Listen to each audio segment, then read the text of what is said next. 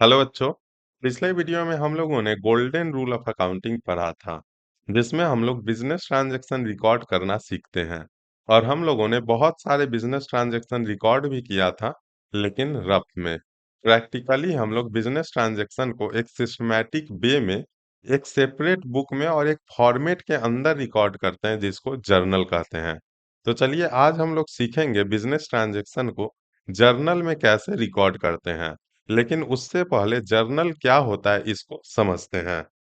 तो आइए जर्नल के डेफिनेशन को देखते हैं। The book in which the transaction of a business unit are recorded systematically for the first time is called journal और book of original entry. वह book जिसमें बिजनेस के ट्रांजैक्शन को पहली बार रिकॉर्ड करते हैं और सिस्टमैटिक वे में रिकॉर्ड करते हैं, सिस्टमैटिकली रिकॉर्ड करते हैं।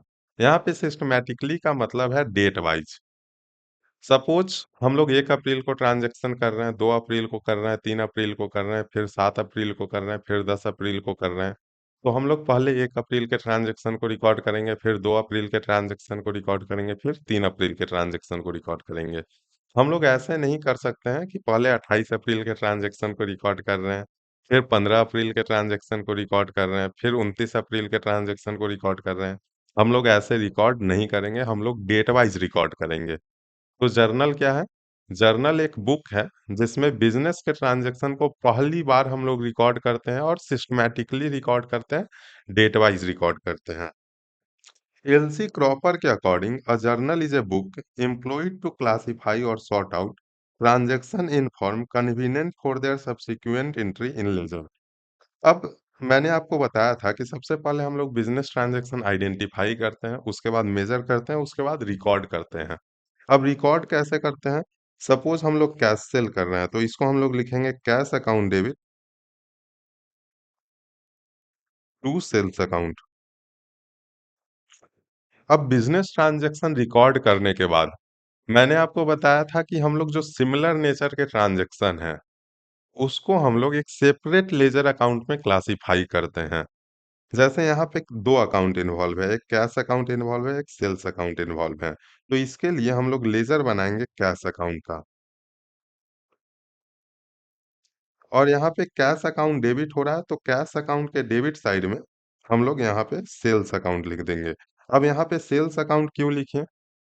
ये हम लोग लेजर में पढ़ेंगे। अभी के लिए बस आप इतना समझ लीजिए कि जब कैश अकाउंट बनाएँगे तो कैश अकाउंट के डेबिट कर रहे हैं तो क्रेडिट में जो होगा, उसको हम लोग कैश अकाउंट के यहाँ पे लिख देंगे। कैश अकाउंट के डेबिट साइड में लिख देंगे। तो इसमें क्या हो रहा है कि जो जर्नल एंट्री हम लोग पास कर रहे हैं, cash account debit to sales account, इससे हमें लेजर बनाने में आसानी हो रहा है। कैश अकाउंट को डेबिट कर रहे हैं, तो कैश अकाउंट के डेबिट साइड में जो क्रेडिट है सेल्स, उसको हम लोग लिख दे रहे हैं।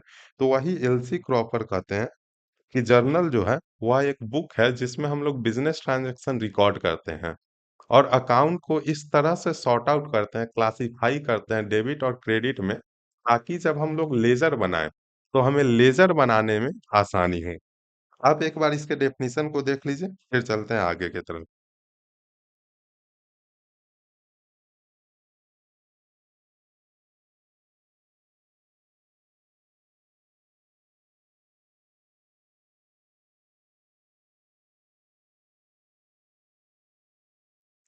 देख लिया? हाँ जी सर, देख लिया। नेक्स्ट है journalising. The process of recording और entering a transaction in journal is known as journalising. Journalising result in journal entry. हम लोग जो बिज़नेस ट्रांज़ैक्शन रिकॉर्ड करते हैं, उसके लिए हम कुछ प्रोसेस फ़ॉलो करते हैं। सबसे पहले तो हम बिज़नेस ट्रांज़ैक्शन को जर्नल के फ़ॉर्मेट में रिकॉर्ड करते हैं। उसके बाद बिज़नेस ट्रांज़ैक्शन को रिकॉर्ड करने के लिए जो rules of debit and credit है, जो गोल्डन रूल ऑफ अकाउंटिंग हम लोगों ने पढ़ा है, उसको अप्लाई करते हैं। तो ये जो हम लोग जर्नल एंट्री पास करने के लिए जो प्रोसेस फॉलो कर रहे हैं, इसी प्रोसेस को हम लोग जर्नलाइजिंग कहते हैं। नेक्स्ट है entry. The record of a transaction in journal is known as is called an entry. हम लोग जो बिजनेस ट्रांजैक्शन रिकॉर्ड करते हैं जर्नल में, उसी को हम लोग एंट्री कहते हैं। सपोज हम लोग कैश सेल कर रहे हैं, तो यहाँ पे हम लोग जर्नल में रिकॉर्ड करेंगे cash account debit to sales account. तो ये जो हम लोग रिकॉर्ड कर रहे हैं cash account debit to sales account, इसी को हम लोग एंट्री कहते हैं। नेक्स्ट है नरेशन। अब कैसल जब हम लोग कर रहे हैं, जब हम लोग इसको जर्नल में रिकॉर्ड करेंगे, तो उसके नीचे हम लोग एक शॉर्ट में डिस्क्रिप्शन लिखेंगे। बीइंग,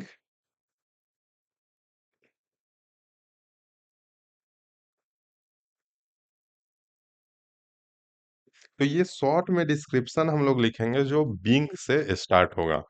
इसी को हम लोग नरेशन कहते हैं और इसको हम लोग लिखते हैं ताकि जो यूजर ऑफ अकाउंट है, जो अकाउंट को पढ़ के समझ रहा है, उसको ये समझ में आ जाए कि मैंने ये एंट्री, हम लोगों ने ये एंट्री क्यों पास किया है। इसी को हम लोग नरेशन कहते हैं।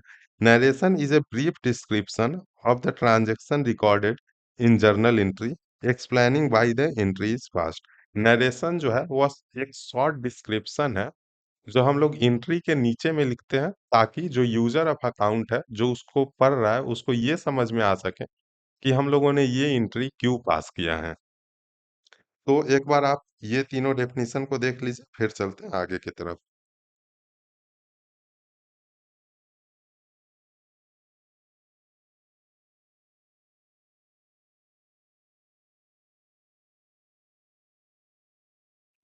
देख लिया? हाँ जी सर, देख लिया।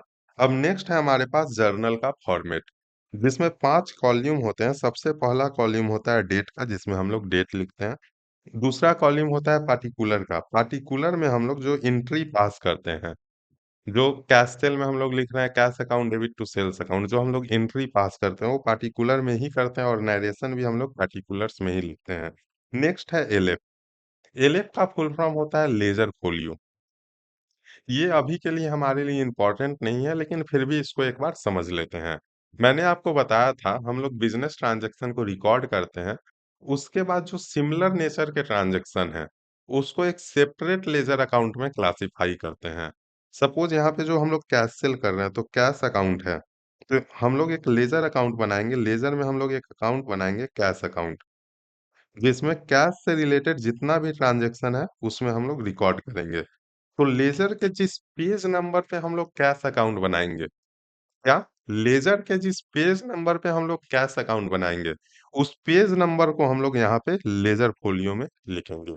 नेक्स्ट है हमारे पास अमाउंट का। अमाउंट का 2 कॉलम होगा, एक डेबिट का और एक क्रेडिट का। आप एक बार इस फॉर्मेट को देख लीजिए, फिर चलते हैं जर्नल के तरफ।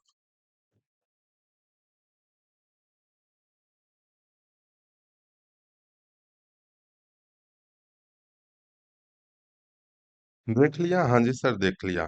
अब हम लोग जो बिजनेस ट्रांजैक्शन रिकॉर्ड करेंगे वो जर्नल में ही करेंगे और इसी फॉर्मेट के अकॉर्डिंग करेंगे। नीचे में मैंने बहुत सारे बिजनेस ट्रांजैक्शन लिए हैं, चलिए इसका जर्नल एंट्री पास करते हैं। लेकिन उससे पहले मैंने पिछले क्लास में आपको बताया था कि नेक्स्ट क्लास से आप अपने पास एक ऐसा रजिस्टर रखिएगा बड़ा वाला, और अपने पास में एक स्केल रखिएगा, और आप एक कैलकुलेटर भी रख सकते हैं। अब उसका काम हमें करने वाला है, तो आप जल्दी से अपना कॉपी पेन और स्केल कैलकुलेटर सब निकाल लीजिए और मेरे साथ में जर्नल का फॉर्मेट ड्रॉ कीजिए।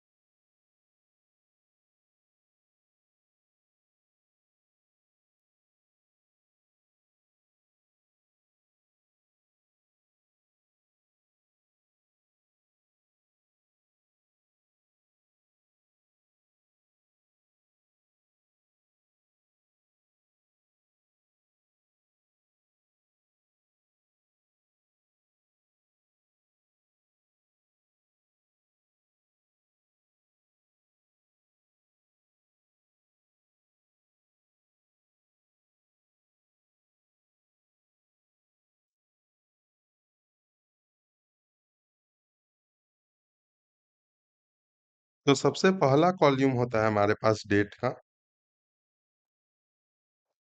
उसके बाद पार्टिकुलर्स, उसके बाद एलिफ लेजर फोलियो, उसके बाद अमाउंट,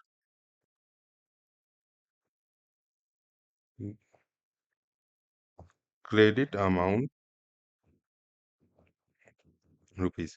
ये जर्नल का फॉर्मेट हो गया और इसका हेडिंग हम लोग देंगे। हम लोग जो बिजनेस ट्रांजैक्शन रिकॉर्ड कर रहे हैं वो किसके बुक में कर रहे हैं? बिजनेस के बुक में कर रहे हैं। तो हम लोग हेडिंग देंगे जर्नल एंट्री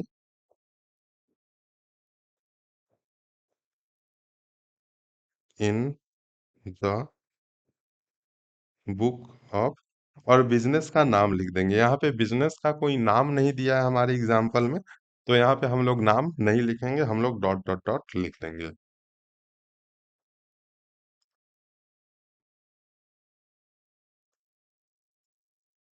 अब यहाँ पे डेट के कॉलम में हम लोग सीरियल नंबर नंबर लिख देंगे, क्योंकि हमारा जो एग्जाम्पल है उसमें डेट वाइज बिजनेस ट्रांजैक्शन नहीं दिया है, सीरियल नंबर वाइज दिया है, तो इसीलिए हम लोग सीरियल नंबर लिख देंगे। तो पहला पहला ट्रांजैक्शन है, Rohit started business with capital of 5 lakh. Rohit जो है वह बिजनेस स्टार्ट कर रहा है और अपने बिजनेस में 5 लाख कैपिटल इन्वेस्ट कर रहा है।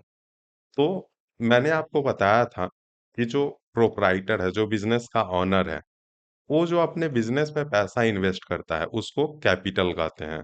और जब हम उसको रिकॉर्ड करते हैं, इस ट्रांजैक्शन को जब हम लोग रिकॉर्ड करते हैं, तो हम लोग बिजनेस के ऑनर का नाम नहीं लिखते हैं, हम लोग कैपिटल अकाउंट ही लिखते हैं। और कैपिटल अकाउंट जो है वह पर्सनल अकाउंट है, क्योंकि यह बिजनेस के ऑनर को रिप्रेजेंट कर रहा है, तो इसीलिए कैपिटल अकाउंट जो है वह पर्सनल अकाउंट है। तो यहाँ पे दो अकाउंट इन्वॉल्व है।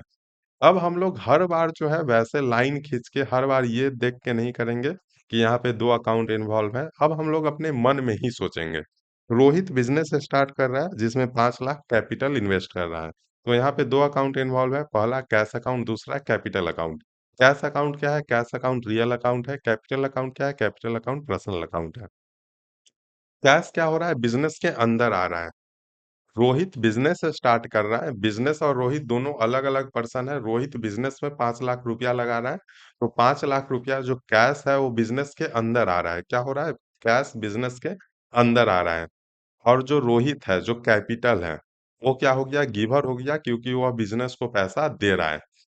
और जो कैपिटल है वो क्या है? पर्सनल अकाउंट है। तो रियल अकाउंट का रूल क्या है? Debit what comes in. Cash business के अंदर आ रहा है, कैश कम्स इन हो रहा है, बिजनेस के अंदर आ रहा है, तो कैश को हम लोग डेबिट कर देंगे।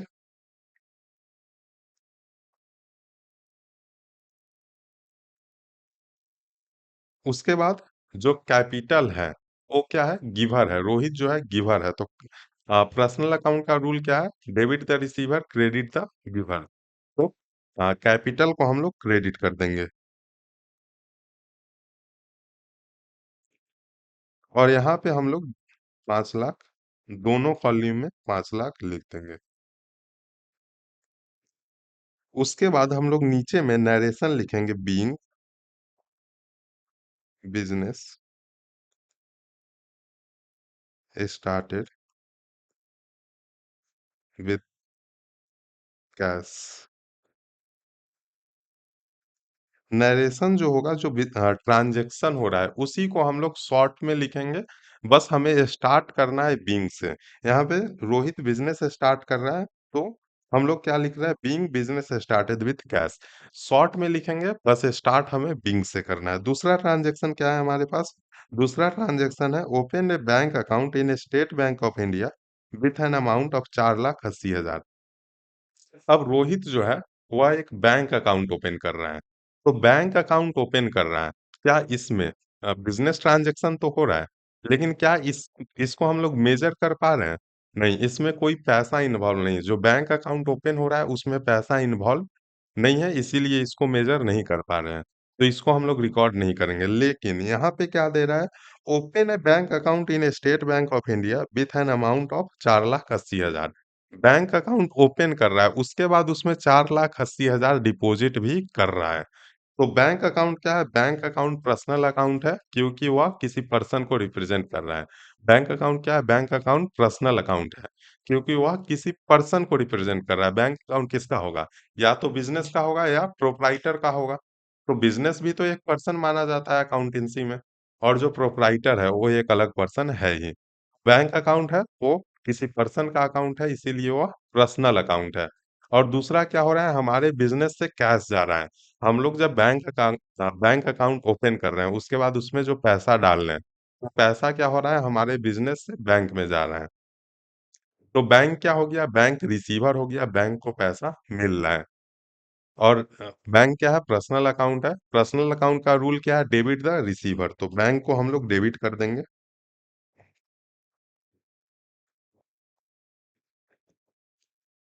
दूसरा कैश क्या है? कैश हमारे बिजनेस से बाहर जा रहा है। कैश क्या है? कैश रियल अकाउंट है। रियल अकाउंट का रूल क्या है? क्रेडिट व्हाट गोज आउट, तो कैश को हम लोग क्रेडिट कर देंगे। और यहाँ पे अमाउंट लिख देंगे 4,80,000, 4,80,000। नीचे में नरेशन लिखेंगे, being cash deposited in bank.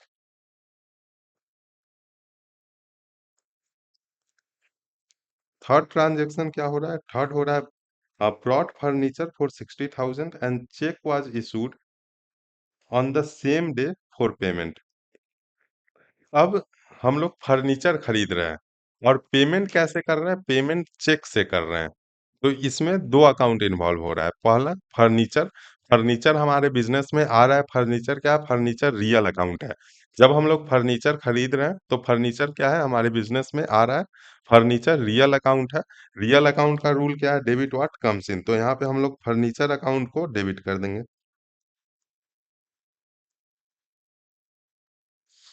और दूसरा, हम लोग चेक इशू कर रहे हैं। चेक इशू कर रहे हैं तो पैसा कहाँ से जा रहा है? बैंक से जा रहा है।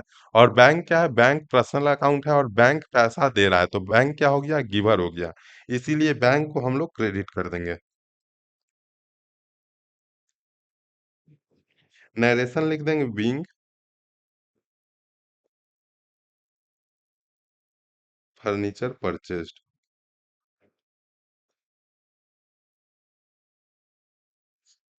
और यहाँ पे अमाउंट लिख देंगे, कितने का है? 60,000 का।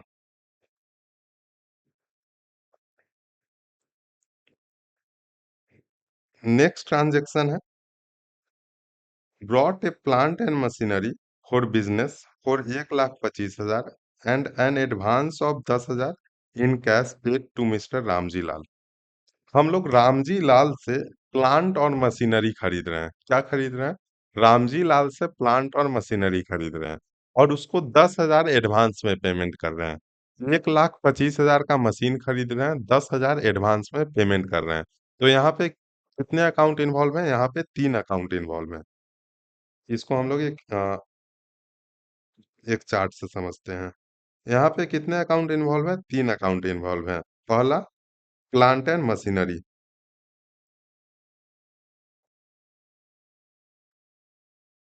दूसरा हम लोग पेमेंट कर रहे हैं कैश अकाउंट। तीसरा रामजी लाल अकाउंट। अब रामजी लाल क्या है? पर्सनल अकाउंट है और ये क्या हो गया? गिवर हो गया, ये मशीन को दे रहा है। कैश क्या हो गया? कैश रियल अकाउंट हो गया और कैश हमारे बिजनेस से बाहर जा रहा है। और प्लांट एंड मशीनरी क्या हो गया? Plant and machinery real account हो गया और ये जो है हमारे बिजनेस में आ रहा है। तो रियल अकाउंट का रूल क्या है? डेबिट व्हाट कम्स इन, तो हम लोग प्लांट एंड मशीनरी को डेबिट कर देंगे।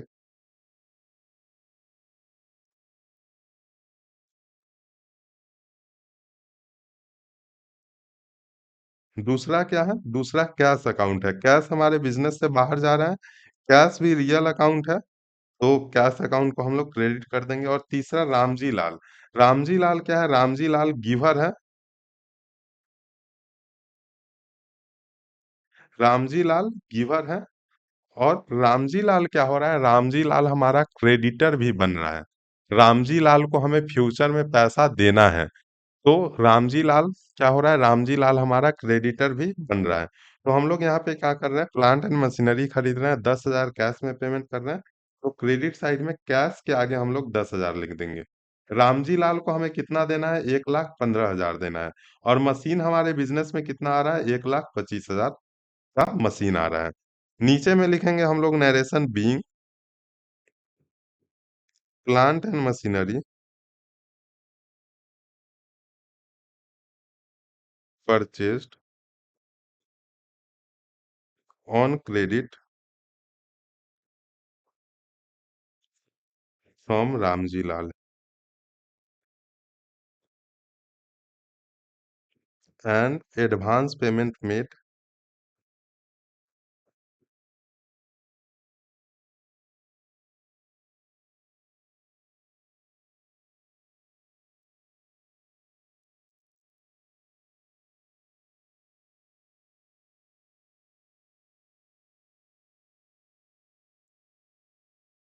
अब यहाँ पे हमारा पेज खत्म हो गया, तो यहाँ पे हम लोग लिखेंगे कैरी फॉरवर्ड।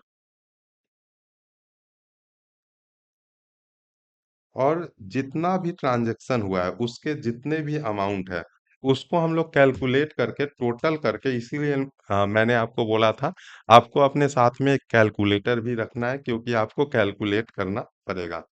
5 लाख, 4,80,000, 60,000 और 1,25,000।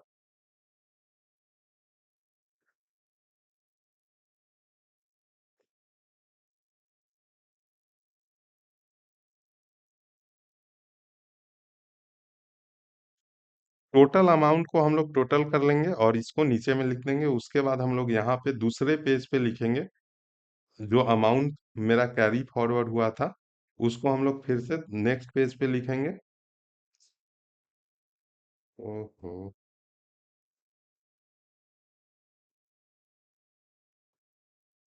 जो अमाउंट कैरी फॉरवर्ड हुआ था, नेक्स्ट पेज पे हम लोग लिखेंगे ब्रॉड फॉरवर्ड।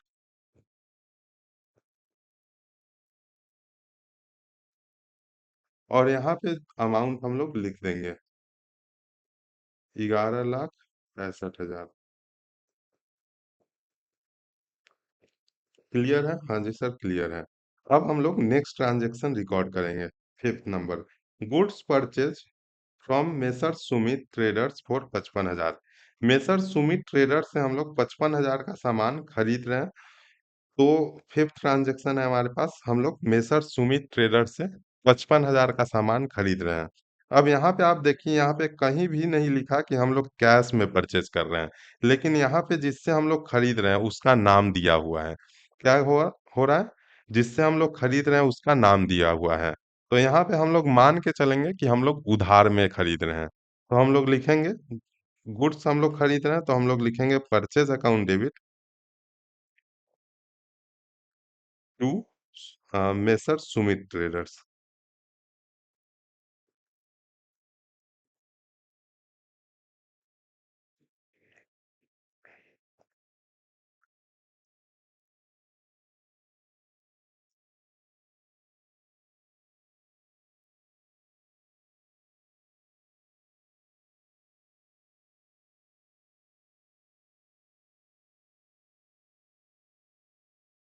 कितने का सामान हम लोग खरीद रहे हैं?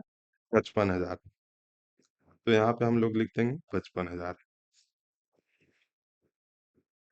हाँ, परचेज यहाँ पे हम लोग क्यों लिख रहे हैं? जब यहाँ पे हम लोग मशीन खरीदे, तो हम लोगों ने लिखा प्लांट एंड मशीनरी। जब हम लोगों ने फर्नीचर खरीदा, तब हम लोगों ने लिखा फर्नीचर। लेकिन यहाँ पे जब हम लोग गुड्स खरीद रहे हैं, तो यहाँ पे हम लोग लिख रहे हैं, क्या लिख रहे हैं? Purchase account.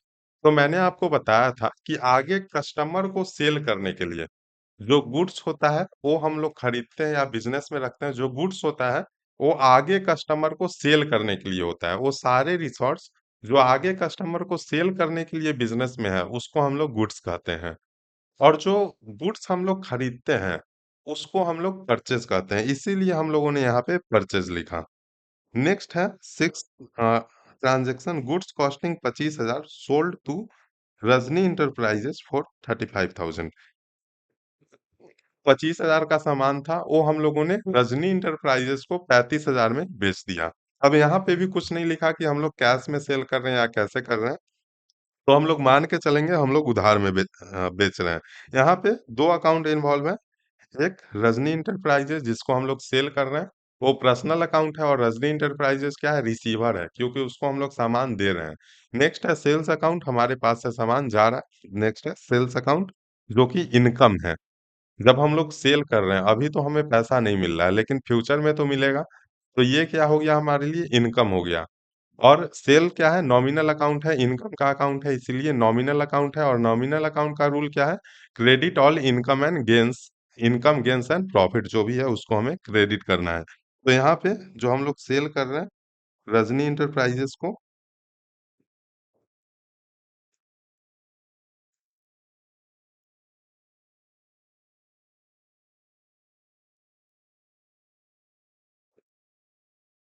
रजनी इंटरप्राइजेस को डेबिट कर देंगे और सेल्स को क्रेडिट कर देंगे और अमाउंट जो है 35,000 लिख देंगे।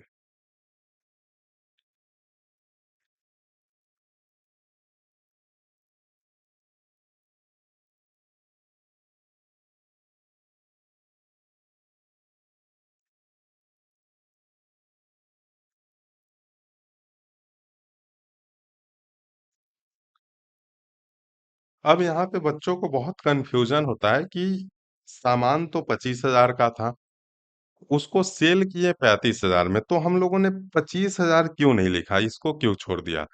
तो जब हम लोग प्रॉफिट एंड लॉस अकाउंट बनाएंगे, उस टाइम में हम लोग सेल को दिखाएंगे, कॉस्ट हमारा परचेज में ऑलरेडी दिख जाएगा। तो ये जो 25,000 का सामान हम लोग बेच रहे हैं, ये इररिलेवेंट है, इसका कोई काम नहीं है। इसीलिए इसको हम लोग इग्नोर करेंगे और जितना में हम लोगों ने सेल किया, उसको रिकॉर्ड करेंगे, तभी हमें प्रॉफिट का पता चल पाएगा। अब लास्ट में इसको हम लोग टोटल करेंगे और जो हाँ, क्योंकि जो हमारा ट्रांजैक्शन है, जो हम लोग रिकॉर्ड कर रहे हैं, जो जर्नल एंट्री है, वो दूसरे पेज पे एंड हो रहा है, इसीलिए यहाँ पे हम लोग लिखेंगे ग्रांड टोटल। वहीं पे अगर ये हमारा पहले पेज पे ही इंट हो जाता, तो हम लोग ग्रांड टोटल नहीं लिखते, हम लोग बस टोटल लिख के छोड़ देते। लेकिन यहाँ पे हम लोग कैरी फॉरवर्ड कर रहे हैं, ब्रॉड फॉरवर्ड कर रहे हैं, तो इसीलिए हम लोग यहाँ पे ग्रांड टोटल लिखेंगे।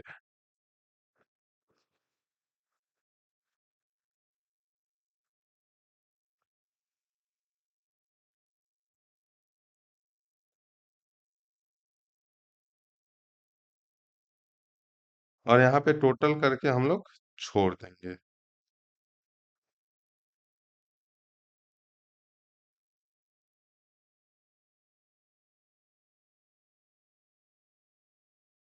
12,55,000। आप इसको एक बार नोट कर लीजिए, फिर चलते हैं नेक्स्ट, हाँ,